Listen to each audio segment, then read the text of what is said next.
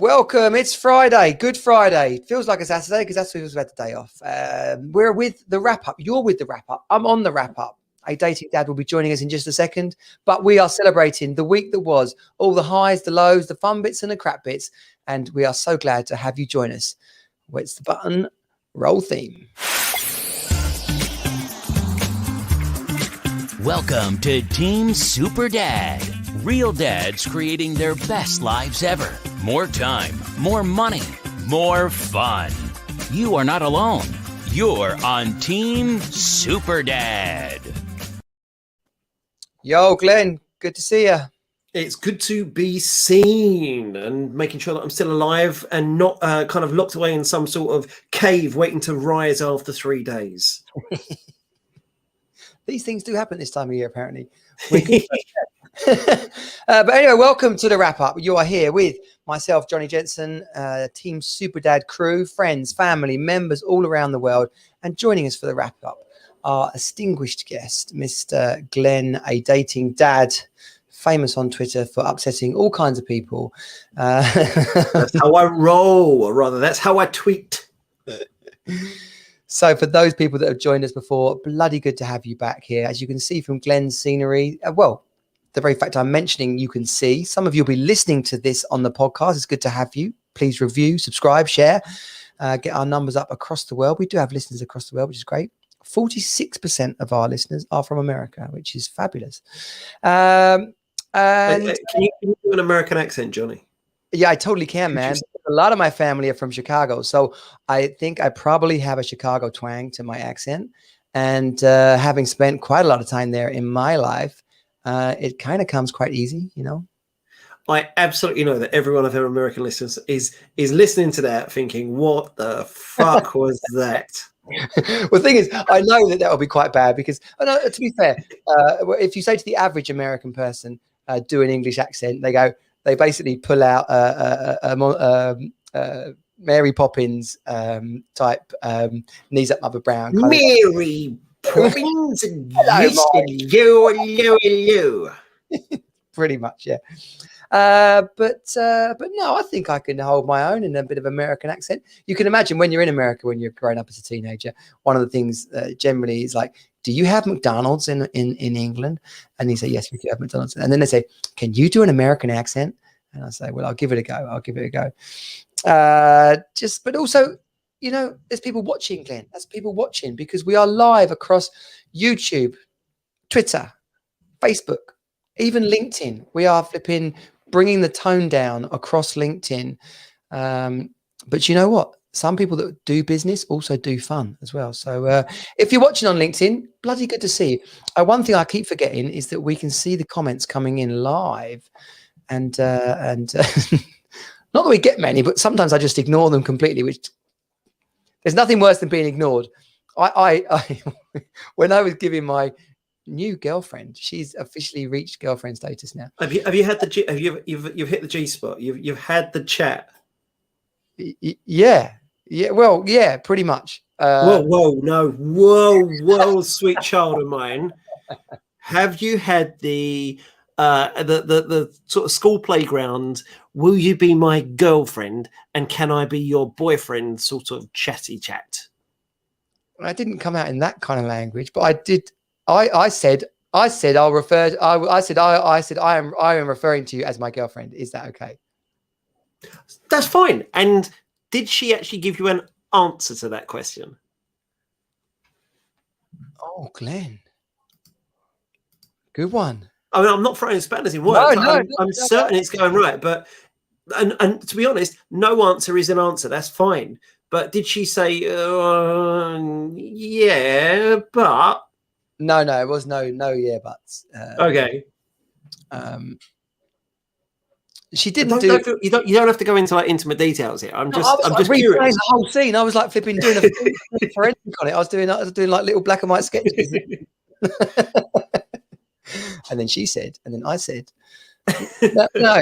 I think she's cool with that. Surely after 8 dates and 2 sleepovers, you're in the G zone. Sure. No, mate. No. It's so dependent. So with With one woman I was seeing this time last year, actually, I knew after the first night, that's it. She was the one, and it was I would be referring to her in my head as my girlfriend, regardless of whether we'd had the chat or not. Someone I was seeing the year before, I'd seen for 8 months. We never had the chat, and neither of us referred to each other in that way, shape, or form in the slightest. That was after 8 months. Well, okay. Well, here's the thing. She's meeting the kids tomorrow, so. Oh, that's a big. I'm not saying a bad. That's an amazing step. That's a great stage to have got to. That's incredible. How are you feeling? Shitting yourself? No, and the thing is, the conversation was had with the ex this week about it, right? And you know, and I tried to empathise and relate and say, like, I'd be nervous if I mean, in the story from my life is some people, you know, extended network of people, right? A stepdad in our, you know, ended up being found out for abusing his stepchildren, right? And that was pretty close enough to me, to as well as all the madness that went on in my own family and teenage sort of upbringing, to for that to come up like boom, like, oh wow, that bloke that was always around, yeah, it turned out he's a paedophile. Yeah, okay, great. So, and then on top of that, although not quite as severe, I have the very vivid experience of my dad taking us to a burger restaurant in Chatham, which is Chatham, Kent, right? And us thinking we're going for a burger. This was whilst he was separated from my stepmom. And when we got there, he goes, "Oh, this is Sue." Not her actual name. This is Sue. And me and my brother, I was literally about, I must have been maybe 13, probably 12. And I remember thinking, what the fuck? I remember thinking, Dad, this is bonkers. Like you've done some mad shit in your time, but this is weird. Okay, like this is weird. You broke up from our stepmom about 3 weeks ago, and we're in a burger bar meeting Sue. Like this is. So I can empathise with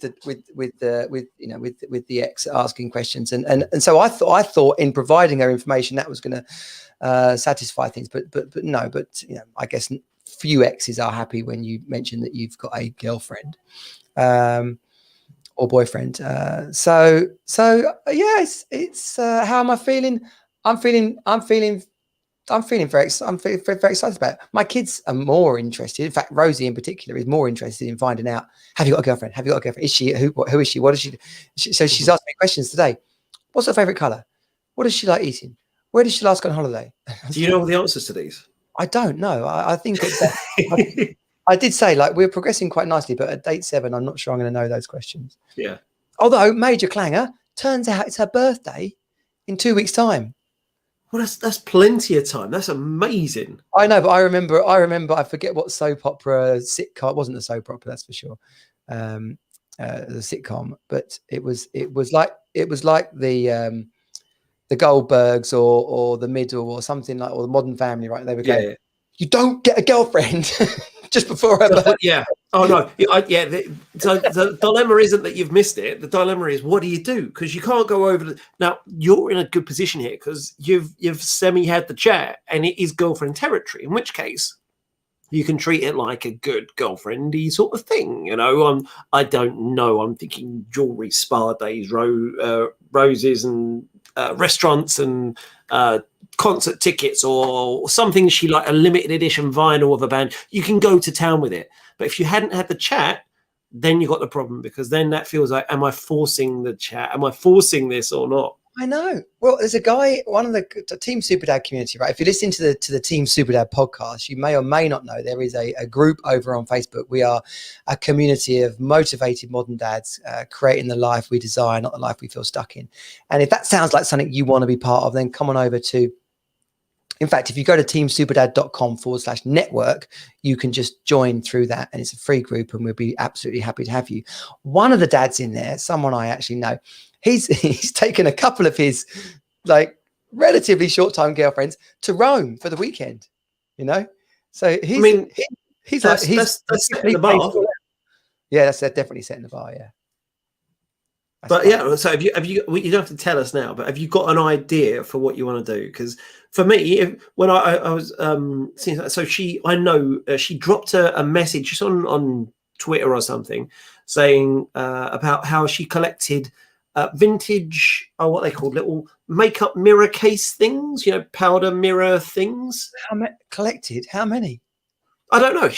I've never found out. But for me, as soon as she'd mentioned something like that, which just in passing once, that gave me an instant, right, that's your first gift, is a little, and they're not stupid money, but it's thoughtful more than anything. So has she dropped any hints about little things that show your thoughtful side rather than the fact that you're a multimillionaire? Yeah, so she's just had her garden done. Is that a euphemism? It's not a euphemism. Okay. Excuse me, just for a minute. I'm just going to finger myself. Okay, right, yeah. Well, what are you drinking there, Glenn? What are you drinking tonight? What you got on the go there? Dead Man's Fingers spiced rum. I'm not affiliated with these in any way, shape, or form, but it's one of my favorite spiced rums. Available on Amazon at that moment for the cheapest price it has been forever. So I recommend jumping onto Amazon, getting some Dead Man's Fingers inside you. So a spiced rum is what? So we're talking like a dark rum with a bit of a kick. It's almost sweet. So you've got the white rums. I'm thinking Malibus and stuff like that, which are clear rums, and they're all right. Then you got your dark rums, which are really rich and chocolatey, and a spiced rum. It's got the flavour of the rum, but it's also got a sweetness to it. And so this one, it's spiced in a way that almost brings out caramel notes. It's just, it's heavenly. And Dead Man's Fingers as well. They do a bunch of, pineapple or mango or bright neon bottles and so on, that when you mix them with lemonade, they taste like Alco Pops of the gods. Okay, perfect. When we do meet up for the first time, we must make sure that we don't have the kids, right? Because actually, it turns out our weekends are in sync. So they are. That's a relief. So we're not. So because clearly we're going to get absolutely rat-ass. Yes. That episode of Men Behaving Badly where they're doing in the pub.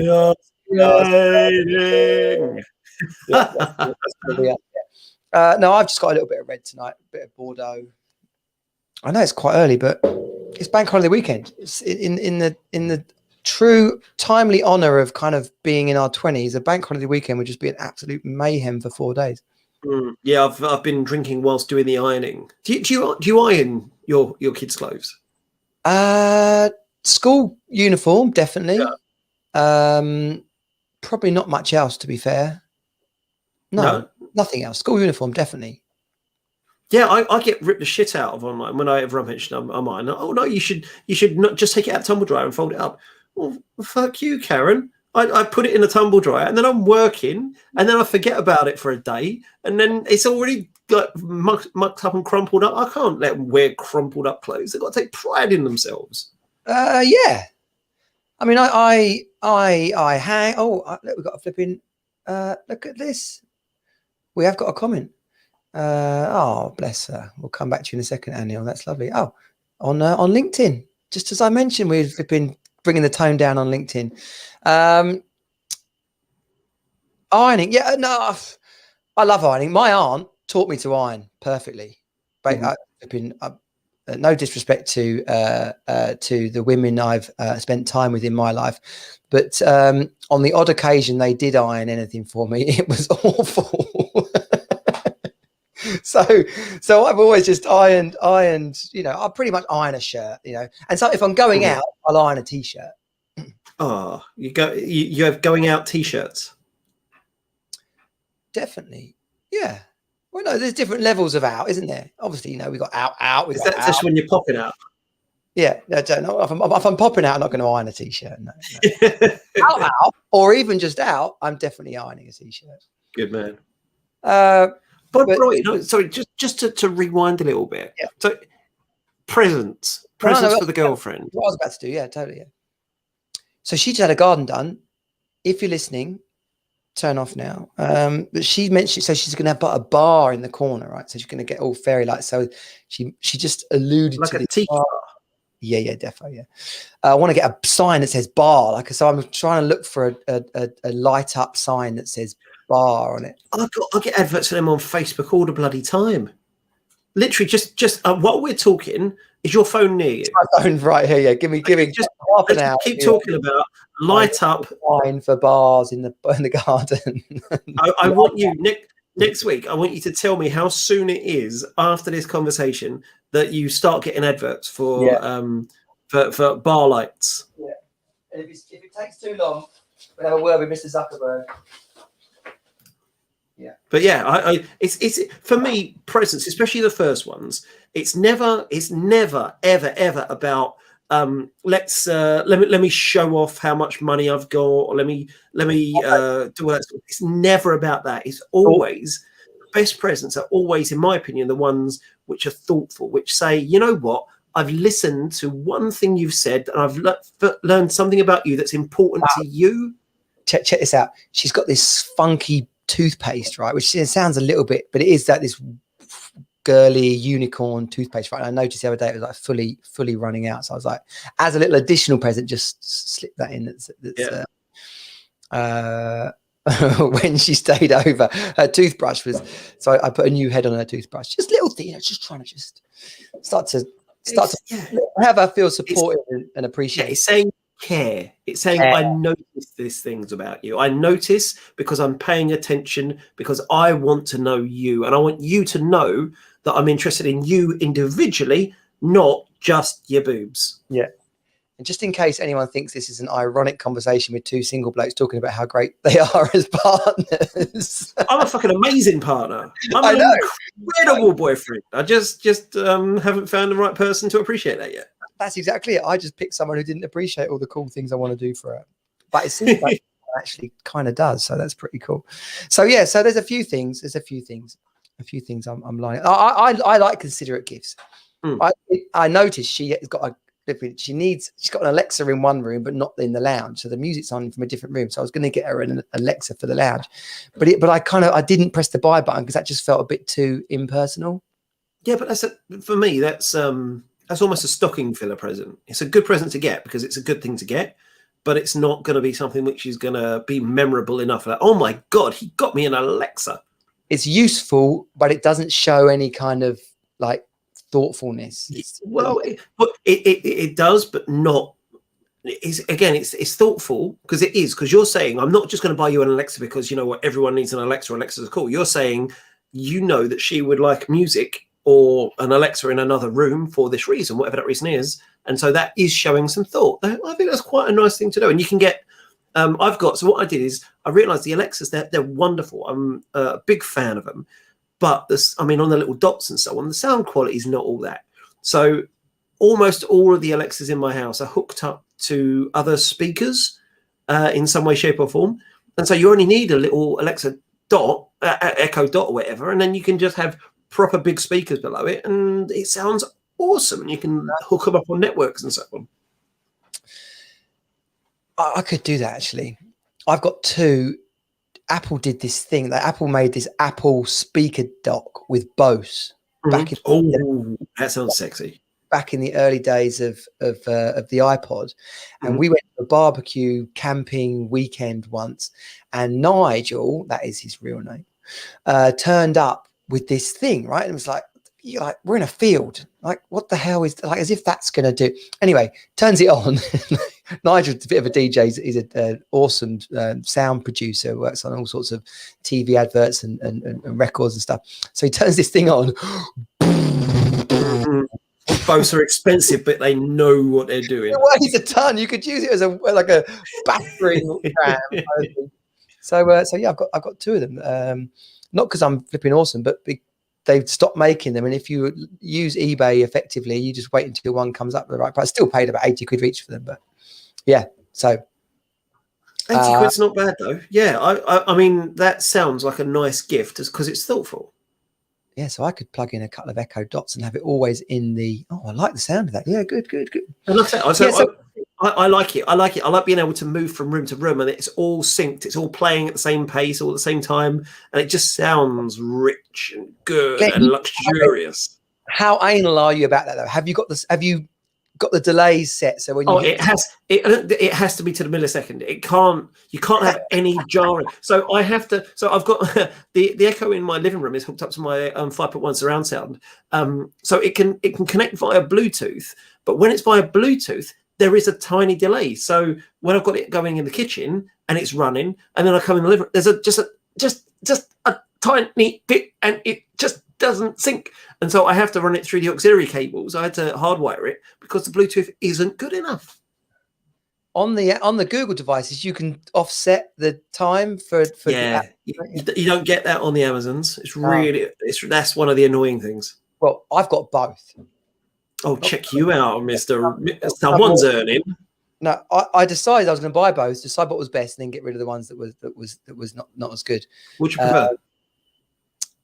I've always preferred the Google, and I don't know what Google are doing, but they're doing stuff to their Google Home, and it's just not as good as it was. Oh, okay. And Alexa, the little things like Alexa, when you want to put your Bluetooth on, so that if you turn on Spotify, the devices just come up for Alexa. Yeah. Whereas Google, I have to say, turn on Bluetooth, and then it will pair with my phone automatically. So someone could say, well, that's really easily. You just say pair with Bluetooth and it just comes on. Other people might say, just click the button and pick the room that you're in. So Alexa, you can ask for a web page. Brilliant.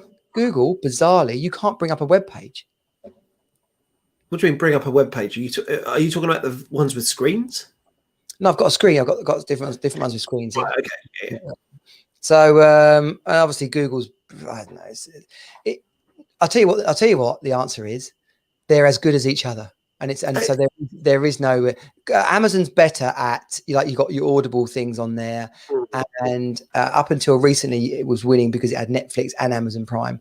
Google has YouTube as a default app, and it now has Netflix. So it's kind of you can on the ones with the screens, of course.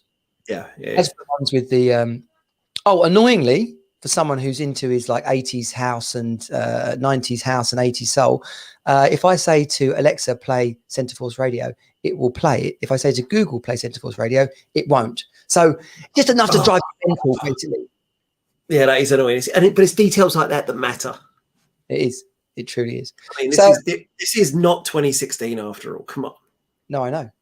Well, I was beeping stuff today. I beeped an ice cream today, which it's not the first time I've beeped an ice cream, but it's like the woman pulls up in the ice cream van. I mean, here's a good question, right? How much do ice cream van people make? How much is an ice cream van a year? How many ice creams do you have to sell to make decent money? And if you've got an ice cream van, are you comfortably off? I always think of ice cream vans in the same bracket as black cab drivers, except they're more seasonal. So I reckon an ice cream van, you get a prime pitch in a park or something like that, or a good round and all that. I reckon you must be raking it in because you just buy cheap, especially because everyone wants a 99p whippy or whatever it is. And they're dirt cheap to probably only cost about 5p in ingredients, 10p in ingredients. You're selling them for £1.50 or whatever. Stick a bit of flake in it. You stick another 50p on, even though that's only cost you 20p itself. In terms of profit margin for those sort of things, I reckon that they are absolutely loaded. But I reckon the trouble is, like I say, it's only for seasonal things and only if you get a good pitch. Yeah. So she pulled up, about 20 kids were queuing. The cheapest ones were about £2. The average one was about £3, and then it kind of went up. So Jago naturally managed to find something with £3.50. It had a few chocolate eggs on it, like mini eggs, Cadbury's mini eggs, 3 Mr. Whippy squirts, and some chocolate syrup in a tray. £3.50. That sounds good value for what it is. But the thing is, it sounds good value because I think it must have been. I said even if I was imagining things that cost more than they actually cost, she was at least £2.50 up on that. Probably more like £2.70, £2.80. I totally agree. But I was thinking about this today when I'm thinking we're going to go to the pub soon, and my God, beer in pubs is expensive. You're going in a pub, you're not seeing change from £2.50, £3 a pint, maybe £3.50 if you're in London. You're paying £5-6 a pint, and you live near me. a pint round here is nothing less than £4, unless you're in. Exactly. So all these, you can get slightly cheaper, but even the cheapest pub is always going to be way, way, way, way more than all we've got used to over the last year of drinking at home. And if we're buying rum, that portion of rum that I just poured myself, probably in a bar would cost me about £12. Definitely, I was going to say £12, yeah. And the bottle itself costs £16. And so but then I keep reminding myself, I'm not paying for the booze. I'm paying for the ambiance. We're paying for the ability to be in a place with other people, atmosphere, music, lights, all that sort of shit. Because we don't get that. We've got the booze covered at home, but nothing else. And it's just not the same. We're not going out to get drunk. We're going out to have a good time, and you got to pay for that shit. It's true, but it is a shame now. And I actually put this on the pre-roll earlier this week, actually, about where the hell did beer suddenly get so expensive? Yeah. It's like Disneyland. You want to go out for a good night, you're talking about £100. Oh, it's for, I was thinking about this the other week when I was thinking, when I used to go out, and it makes me feel really old here, and I'm sure you're exactly the same. I used to be able to go out with £20 in my skyrocket, and I'd be able to get beers and beers and beers, get hammered, and still always have enough money in my pocket for a kebab afterwards. Exactly. Food on the way home. £20 was a night out and food on the way home. Can you? I mean, £20. If I go out with a lady on a date these days, £20 won't even get me 2 cocktails. No, that's 1 round of drinks. Do you know what? Last year we were out, not even out, but we were out, right? And my mate, he's single dad, right? He wasn't long single then, but so there was these 2 women, and they were quite young to be fair. I don't think we realised quite how young they were until we were sat with them. Paul said, I've told his name now. All you have to do is say Paul, not his real name. Yeah, okay, but now I go, double whammy. You can't, man. So Paul goes and I says to them, do you want a drink? And they said, yeah, 2 pina coladas. Love a pina colada, drink of the gods. Yeah, we were in London, so it cost him, I'm not kidding, £30 for the 2 pina coladas. And so we're sat with these 2 women, and I'm flipping awkward as hell, right? Here's the classic. One of them was French, visiting her English kind of exchange student, pen pal, cousin, I don't know what, but he couldn't really speak English that well. So Paul was on a hide into nothing all the way, £30. And clearly one of them didn't even like the thing that she was drinking because she kept sipping it and putting it down. So it was hilarious. Mind you, beers were flipping £8 there. Why is beer? Why? Because, like I say, you're not paying for the beer. You're paying for everything that goes around the beer. And if at the end of the day, I can't pay. If I could say, right, instead of me buying a bottle of rum here, I'll pay 5 times as much, but there'll be a nice lady to sit and talk to as I drink it. I'd pay that every time. Yeah, I just throw money at it. Because the pub has now got minimum wage, and so he's got to pay loads of money for the staff. And don't even get me started on licensing for sports events. I was speaking to, sports events can cost like 15 grand a month in some places. These at Sky, it costs that much money. It's something like that. Yeah, it's ridiculous amounts of money for some of these bars. So you got all the overheads plus business rates, just being able to survive and be able to keep. Look at how much rent would cost for just any property in London. Now you're thinking this is prime property for a bar and so on. My God, it's expensive. It's tough though, and it's just not as fun. It's just not much when you think go to the pub and they're like, okay, well, I need at least £50 because if someone buys a round, oh my gosh, do I stay in the round? Do I get out the round? Rounds are always there's politics about rounds, isn't there? No, what I hate is start the round, then 3 other people turn up, and you're like, hang on a minute, you just got here. I don't know that I want to. My round suddenly now looks like £50 when Mike's round was £20. Yeah. And by the way, some bastards can drink like nothing, like mental. That's where I have to get out of rounds. I'm like the fast drinkers. They're doing me 2 to 1 easily. Another round, another beer. Do you want another one? I'm like, I can't drink that much. And B, where are you getting all this money from? Yeah, there is something. The only time it works is when you're out with a bunch of mates watching the football, and so it doesn't matter how fast you're buying them, because you can just sit and watch the football, and it will be on there, and you can just rack them up in front of you. And then once football's over, once the first kind of completed round is done, you might have 3 or 4 pints lined up in front of you. That's fine. I'll just sit here and enjoy them while someone brings out some roast potatoes that they cooked in the background. Yeah, totally. Here's a question, right? How we know we're on a stag do and you do a whip. Yeah. Why does that last longer? I don't know. I don't know. I hate whips. Mystery of the gods, basically. Why does a whip last longer? Yeah, but I hate them, and I don't know why. I don't like the principle of everyone it's fucking communism. That's what it is. Communist drinking. On a stag do, though, surely you got to let that slide. Oh, yeah, you totally do. You totally do. But the thing is, it's just like, just buy drinks. If you're on a stag do, you don't go there to save money, do you? You go there to get the stag fucked up. Yeah. So everyone's in 20. Do you know one of the funniest stag? For me, this is the best stag. Like, you know, when you have to make the stag do something right all weekend, right? This is the best one. Every time the stag goes for a piss, he has to do the full toddler pants down. I like that.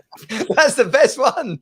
Like all these other ones that are really gross and fully crude. Like no, the best one is every time he goes to the toilet, you know, someone has to go with. Every time he goes, he has to do full pants down. Oh, I like that. See, I had loads of them. I had every time someone shouted hammer time, I had to MC hammer dance. I had to get a certain number of lipstick kisses all over me. I had to have photos taken with a certain number of women's clothing. Genuinely, it was only until the day after I saw myself like with bras on. I to this day I don't know how I ended up convincing some women to give me their bras. I wish I knew that skill now because that would come in handy. But yeah, not stag do's for me. I've got a bad history in stag do's. So I know on one of them, I broke my cousin's leg. Another one where I was the best man. My former brother-in-law, he now has a scar in the shape of New Zealand on his chest because we were gonna wax. He was a Boy Scout, and so I made him dress up in a full Cub Scout uniform, and he has bad. Like a scout leader or some sort of yeah, that's what he does. Right. And so I figured it'd be funny to get him all dressed up and so on. And we did Monopoly around London, and he had a load of badges to wear. So every time he went to a bar, you'd roll a dice. If you got a 6, he had to do one of his badges. Dib sort of badge. And so there might be the serenading badge where he had to go up to a random person of our choice. So obviously we chose the most attractive woman in the room and do the Top Gun. Yes. You've lost that loving feeling. Your eyes anymore when I kiss your lips. And we would back him up, but so he was doing all that. And one of them was his waxing badge. So the plan was, as soon as he got that, I'd send one of the guys off, get some like neat or nair or whatever the things are, that like waxing strips you can get from a local Boots, and then we'd wax him. So I sent my dickhead of a brother off, and he came back, and this was we were a bit squiffy, and he said, "Bruv, look, I didn't have any like waxing strips, but I've got some birthday candles." Fucking okay. Well, you can drip wax on yourself, and so I thought that was okay. So we literally held my brother-in-law down and said to the rather attractive barmaid, "Come over. Can you just drip this wax on him, and then we'll rip it off." She dripped it on, but she held the candle so close that the wax didn't dry. It just bubbled on his skin and kind of just melted his skin a bit. And so now he's got a scar on his tit that's in the shape of New Zealand. Always to remind himself of that exact moment. Yeah, brilliant. One of our mates we sent to hospital because we had a stripper kind of riding him around the stage so he was the horse and she was the jockey, not knowing that he actually had some sort of really bad kidney infection. And so we were up in Liverpool. He came there. He was up there for the first day, was hospitalized on the Saturday, and then just had to go home on the Sunday while we just carried on going. Yeah. In honor of, why are you here? And that's the thing. Stag do. Who's the stag? No, he's not here. Yeah, he's in hospital. Hen do's, it's all about let's be lovely, let's be supportive, and let's make sure the hen has a lovely time. Stag do's are about fuck the stag up. Yeah. I think some hen do's. I think if not to label Geordie ladies or other northern lasses, but I remember going up there for a snack. Some Medway Towns ladies. That could be Bristol. I don't know where are the wildest women in the country. Well, Geordies are mad. When I went up there, I mean, we went up there in, I don't know, February time or something like that. And because the stag, he was a big kind of mountain person. So we went up and doing mountaineering courses during the daytime and all that sort of shit. And then at night going out in Newcastle, fuck me, they were hardcore. I was married at the time, but I want to go up there again. Oh yeah. Although good. I did go, Leeds was quite good when I was stag doing Leeds. Although the stag did end up putting his head through a window. He was so drunk. He was, when you're kind of staggering, and he decided to lean forward to put his head like on a wall so he could have a piss. And didn't realise there was just the window just straight through. So it wasn't a shop window; it's like just a window. No, this was the house we were staying in that we'd rented, the former vicarage. Yeah, well, there you go. Nice, Victorian window, single pane, poof, straight through. Yeah, God knows how old, but yeah, stag do's. We've talked about getting doing a monthly with a women's podcast of the same sort of style and flavour. That's definitely, we should be making note of these questions too when we get that set up.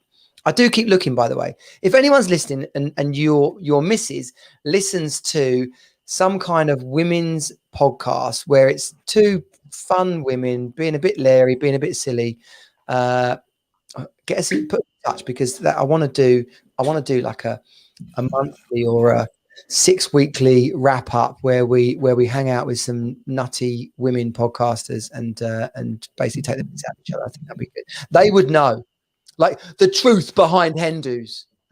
See, I was thinking, I get the impression that they're all lovely and fun, and then there's some, at the end of the day, one of them's going to end up crying in a toilet, and it's all about all the nice things, and they do spa weekends. This is the stereotypical view that men have got about hen weekends.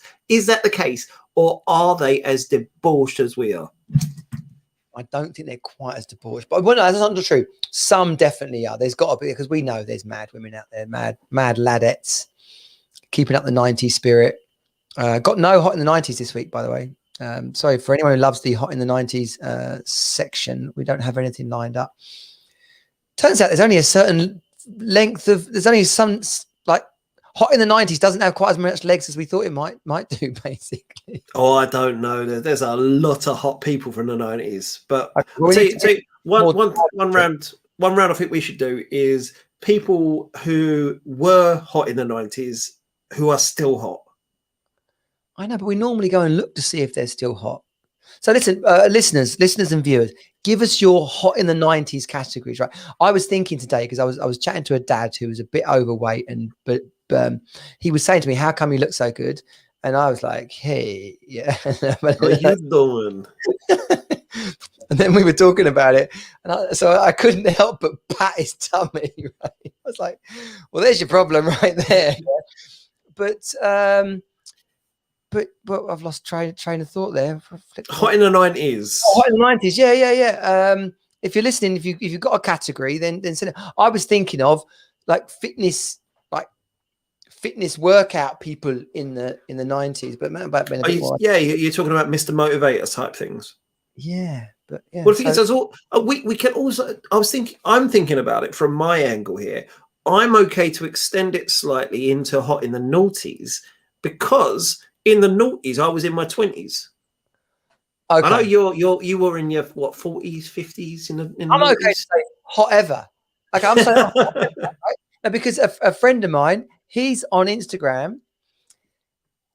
He's in a very happy marriage, right? So his wife pretty chilled out about this. So he's got these hotties he follows on Instagram. So he was liking whatever her name is photo, and then he gets a notification a couple of days, whatever, TP is telling us on a mate's Zoom call that his son, like when you get, Glenn has liked this post, right? So he gets a notification on his Instagram saying, obviously not your son, but Simon surname has liked. And he goes, no, I'll be liking her photos because I'm liking her photos. And if we're both liking the same photos, you know, it's either really cool and we're like that kind of family, or it's really weird. It was weird when my daughter was showing me pictures, like videos. She kept coming up to me and saying, "Hey, look at this K-pop band! Isn't she hot? I think she's really attractive," because my daughter's bisexual, and so she's kind of doing that sort of thing. And I just trying to say to her, look, my head says, yes, I can understand why people would find that woman attractive. However, she's about 12 in my eyes. Yeah. She's probably she's probably not. She's probably in her early 20s and so on. But Korean still, women look a bit younger anyway, can't they? yeah. But it's like I can intellectually say that me and my daughter are kind of attracted to the same type of woman, but no, I'm not going there at all. That's just weird.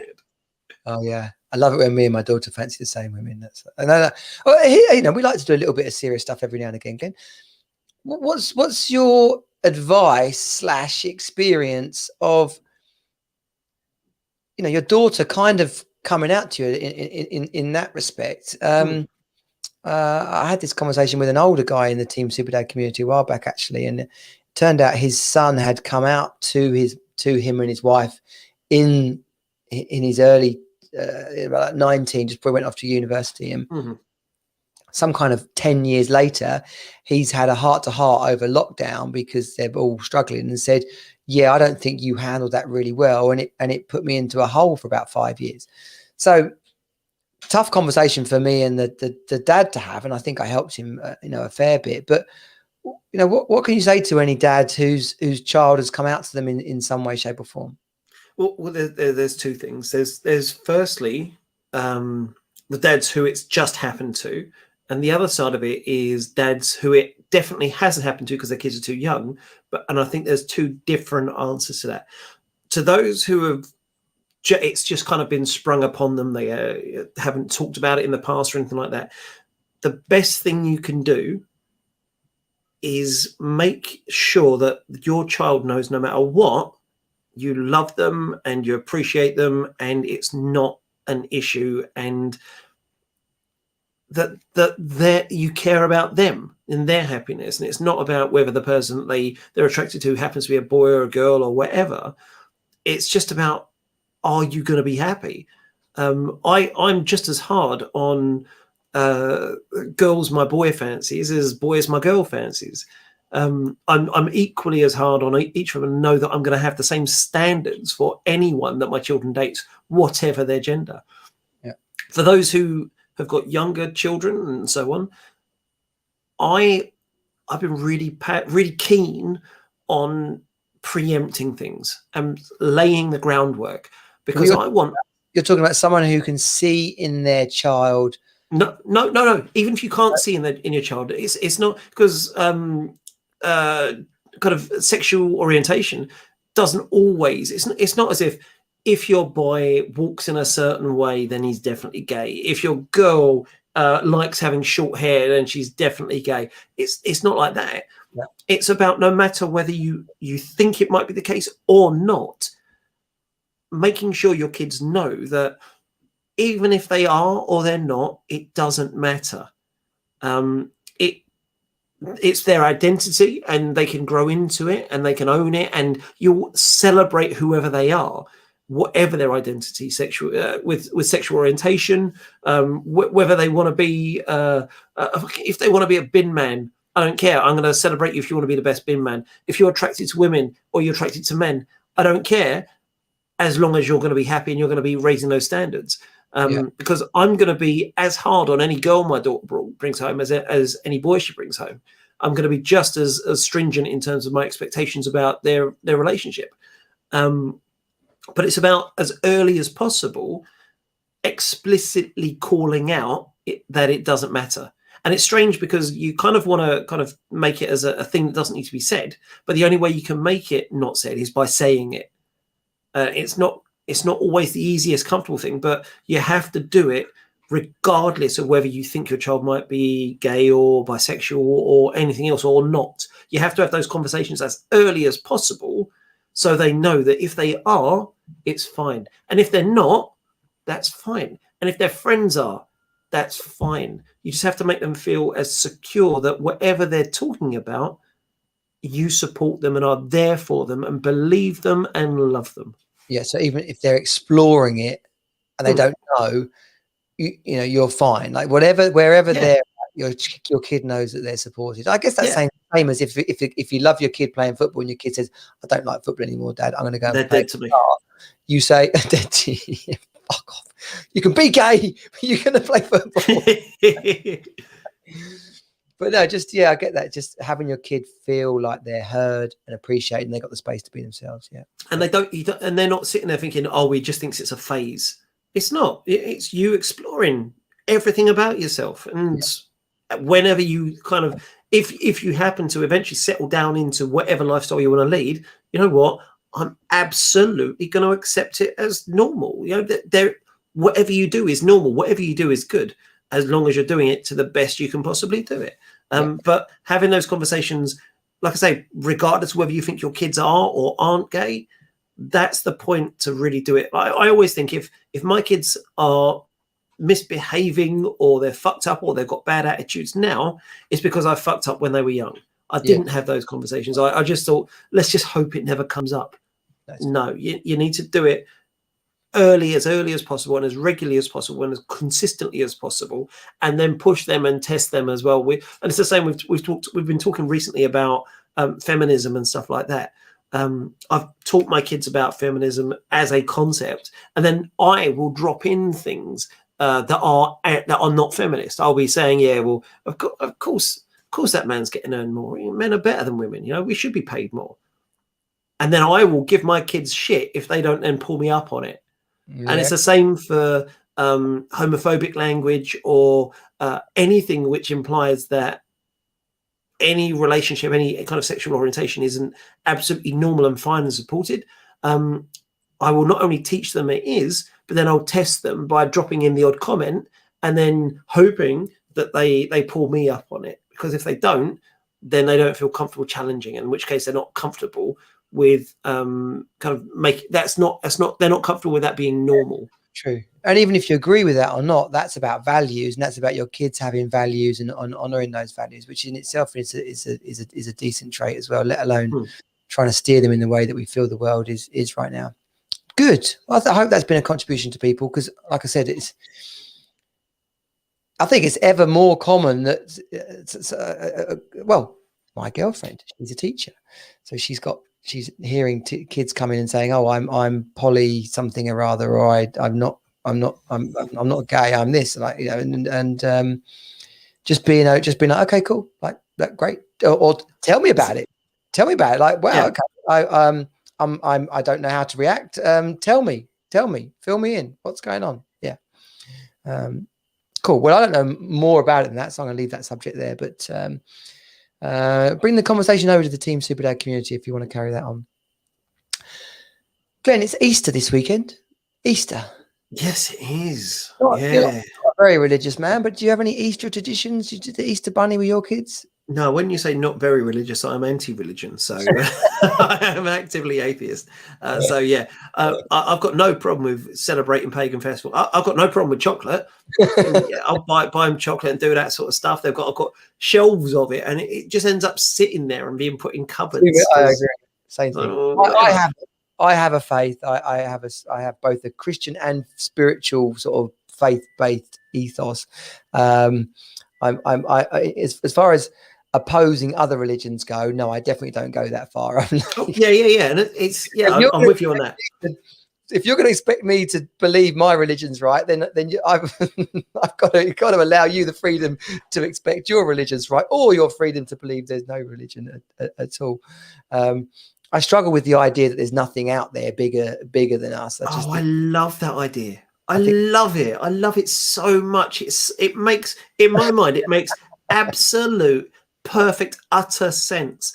And it gives me a sense of completeness that I would never have otherwise. There's no reason to anything. There's no plan. It's just we are where we are. Enjoy absolutely everything we possibly can, because there is no before and there is no after. So make the most of what we've got now, because that's all you're getting. Yeah. Well, I'm in the space of I believe there's an after, but I'm not like it's heaven or hell. I just believe that we are a spirit-based being on a journey, and that just as much as a baby in the womb would be like, oh, this is brilliant, and then be like, oh fuck, what's going on? Like, no, don't push me through the bar. Oh, Who's talking style? So my experience of life is kind of a bit like that. Well, no, don't flip me, oh, I've died and it's lovely over here. You know, it's kind of I'm more along those. There's too many things that happen on a coincidental basis that just don't feel of this world. But without getting deep into that, I'm more interested about the chocolate flipping traditions and stuff, because tomorrow night, and the girlfriend is staying tomorrow night, we'll be doing Easter baskets, and then we'll be hiding them, ready for the kids to find them, which was a tradition that I got given by my American family. So Easter morning, when we used to be there every Easter, there'd be this mad hunt for the baskets, and the baskets are basically packed full of sweets or candy, right? And American chocolate is shit, so it's not done. It is awful. What happened there? Like, what did they do? They're just like, right, we're not going to buy your chocolate. We're going to make our own chocolate, and you know what? We're not going to make it as good, so we're just going to make it a big chocolate in the world, and we're just going to sell shit chocolate. Yeah. I just don't get it, because European chocolate it's not like we've got some sort of weird secret ingredients. No. People know how to make chocolate the way Europeans make it, and the way Europeans make it is the best chocolate in the world. Every American who comes over and tries European chocolate says, my God, that's better. Yeah. What, we've been cheated. What is this flipping magic brown stuff? Is it like, yeah, it's ridiculous. For the first 25 years, well, pre-internet, right? Pre-internet, when I used to go to America, I used to be like flipping Don Corleone, except I wasn't packing like brown stuff. Just bags and bags of Cadbury's chocolate. But what I don't like about the whole Easter thing, now I've got a big problem with the kind of escalation of celebration of these things. Whether I don't, obviously this one's a Christian festival or whatever, but paganism for Halloween, all that sort of stuff. Oh, Halloween's off the charts. It's insane. It is. But with all these things, I've heard people saying, what are you getting your kids for their Easter presents? What? Sweet. Fuck right off. This is not a present giving moment. They can have an Easter egg that's been shit out by a bunny, and that's as much as they're bloody getting. Well, that must be why. That's why Amazon did a spring sale last week. Mm-hmm. Their pre-Easter flipping get us a present bonanza. Yeah, that's absolute utter bullshit. If my kids ever come to me and said, "What are you going to get me for Easter?" then I will fucking get them a bin fire. A bin fire. No, was that put shit in? Did people ever do this? Put dog shit in a bin and set fire to and then you ring the doorbell, and they come out and they see a pile of burning stuff and they stamp it, and they're stamping on burning shit. Is that true? I've heard of it. Yes, I've definitely heard of it. I've never experienced it nor seen it, but the 70s thing. Did it ever happen? Well, it's one of those things where you because you have to get the shit from somewhere, and nobody. I mean, that's a level of dedication. Yeah, to hatred. No, I've just had an idea, Glenn. Is your dad still alive? He's only 61.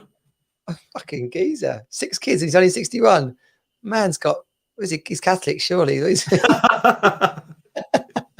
We should get our dads on, yeah, to give us like a proper old school dad perspective on. I would love that. My dad, one of my favourite things my dad ever did, for a little while, before he didn't really tell us until he kind of had recorded a couple.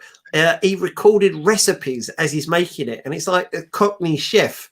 He's like, yeah, so well, you just chop a bit of the pepper in it, just shove a bit of the paprika on top. It's pucker in it. It's wicked. Just do this.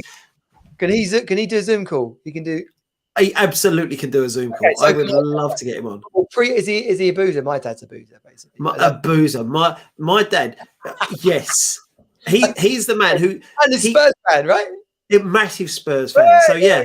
We're ahead. We're ahead. Massive Spurs fan, but he drinks beer, and so he will. If we're drinking beer, he will drink me under the table because he can just hold beer. I don't know how. He just absorbs it and then maybe pisses once. He's a human camel. Yeah. So what we'll do is, this is brilliant. We're going to so do this. It could end up being a series. We will get like whatever they're called, Generation X or Generation. No, he's a boomer. He's from 1960. Right. So we'll get. I don't know. I don't know how these old things, the linear of all these things, right? But we'll get the baby boomers, which will be our two dads, and we'll get us two, and we will like do some flipping topic cards, like 5 minutes on. I'd 5 minutes ironing, and like fuck off, she can iron everything. I'd love to see from their perspective how it's different being a dad now, like how they see us being dads as opposed to how they were dads. And for me, it's got the added kind of layer of that because my dad, you know, he left us when I was a baby, when I was a kid. I was 5, and so didn't have the day-to-day dadding type thing. So how he built that relationship up, and how I remember when my life changed, he was like, "That's all right, son. You can live your life now, and you'll see your kids every couple of weeks." What are you talking about? It's in the plan. I've kicked her out. I've got the kids full time, and I'm desperate to keep them as much a full. I think we're from different generations, old man. Son, we got to talk. That is, well, we are so doing that. So.